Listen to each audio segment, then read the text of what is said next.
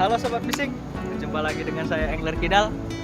Oke, pada video kali ini saya mau coba untuk casting ikan MG ya, mangrove jack. Dan ini dia spotnya. Spotnya ini terletak di pinggir pantai. Jadi saat air pantai pasang besar, jadi airnya masuk ke sini dan ikan ikut juga ke dalam. Tapi di saat hujan deras, air ini nanti bisa jadi kering.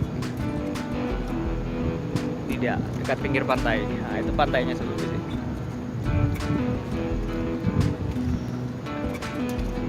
Ya Sobat Fishing, jadi langsung saja kita mulai ucal-ucalnya. Pantau terus channel Angler Kidal, oke? Salam strike.